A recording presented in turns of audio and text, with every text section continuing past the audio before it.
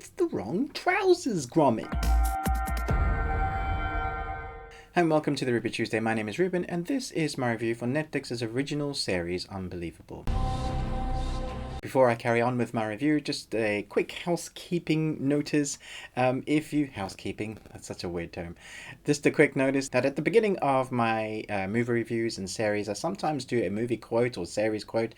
And just a reminder that if you can guess who that is and where that's from, I will pin your comment and mention your name from your YouTube channel or what your name or whatever it is that you depict yourself as in my next review. So, Unbelievable. When a teen reports being raped, then recants her story, two female detectives follow evidence that could reveal the truth based on a true story. So for the last couple of days, I've been kind of going over the episodes that there are within this series. There's 8 episodes. They're all about 45 minutes to an hour long. And there was one that I wasn't really eagerly anticipating to go and watch because I know these type of dramas, they can be heavy hitting. I thought, wow, I'm never going to be able to get through this. I think it's going to be tough to watch. And I wasn't sure that I was going to be like, yeah, this is awesome. Or if I wasn't even be able to carry on watching it. But when you start watching it, the story is so good, the acting is so good that you're drawn into this world about this story, about this rapist who rapes multiple women. But really Unbelievable focuses on two stories. It's kind of the protagonist who you see get attacked at the beginning in the first episode, and you see how her story is kind of poked at and there's holes in the story, and till eventually there's a part where she kind of has to recant because she's not sure what she believes, and it feels like they're making it out that she is the guilty one rather than what has actually happened. And then a couple of episodes later you find out that it is true, that what has happened to her, that has gone on, and then you just feel really bad for her. And then there's this whole kind of justification of the system that is broken and has not seen what has happened. And although I thought it was going to be another series where the cops are going to look really bad, and they're not great in this, I'm glad that they didn't just kind of throw the cops under the bus and go, they're just awful people. They weren't great, but that's part of the story, kind of the truth behind the story of what happened.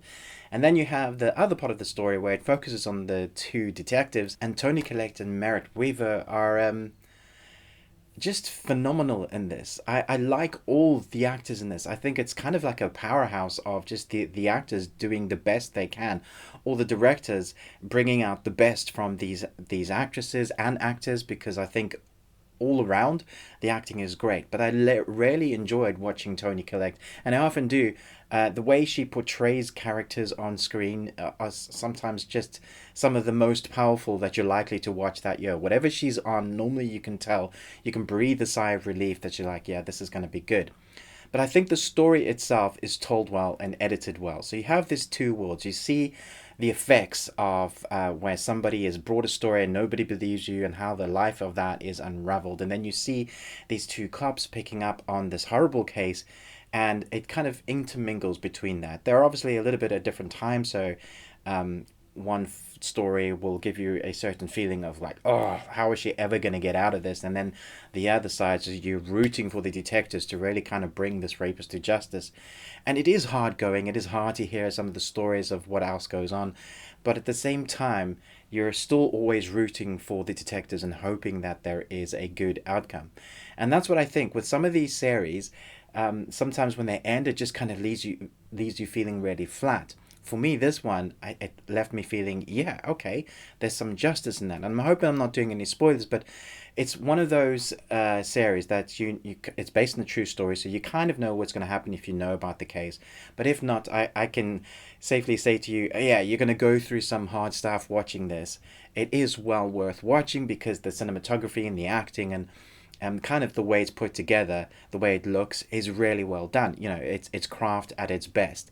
But at the same time, it's going to be worth watching because at the end you feel that sort of justification for the characters. They get their just desserts. Or even though these characters or these people have gone through some horrific stuff, you feel like that there's some sort of justice for these women and these people. And not all, and the situation is horrible, but sometimes you never see the justice, or you never see justice served. You think the law is completely broken, and I'm glad they show that if you work hard enough, you can get law on your side. And I think that was an interesting way to go with the story. You know, on one side, you feel like law is completely just broken, and you know, why do we even have the law system if it's not going to help people that are actually in need of the law? And then the other side, you have two detectives who are using the law to the best of their ability. And the way they show that within the cases, how they get little bits of information to open the case and then only to be knocked down, and you know that certain avenues and paths they go forward doesn't quite work out, but then other paths lead to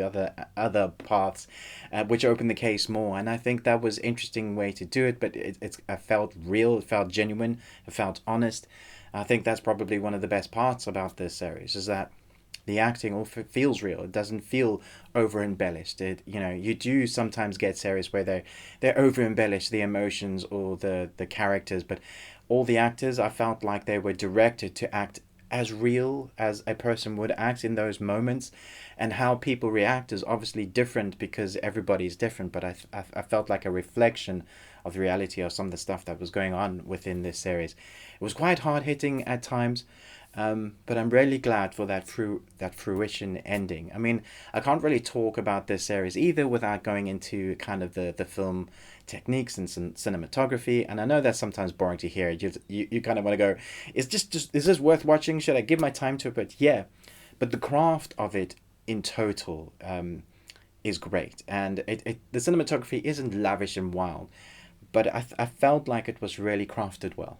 There are a few series of late on Netflix originals that I've gone, wow, what is happening? Why are they greenlighting this stuff? This is just awful. But sometimes there are just these series that stand out in quality, and I thought this was one of them. So between the editing and the acting, because the actors in here are phenomenal, I thought the way it looks was good. I thought the way it looks was right. Like, the balance of that, to not be so creative where it takes you out of the camera and the cinematographer is just, or the director just going, yeah, give me a Dutch, give me a shaky camera. But here they've just gone for what works, and I think that was the right decision. I really like the culmination towards the end of where you see the characters and what happens in the end. It felt right.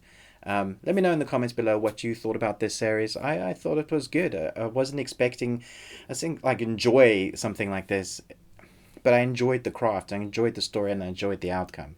So yeah, let me know in the comments below what you thought about this series. Thanks so much for watching this review, but most of all, until next time, remember, live long and Tuesday.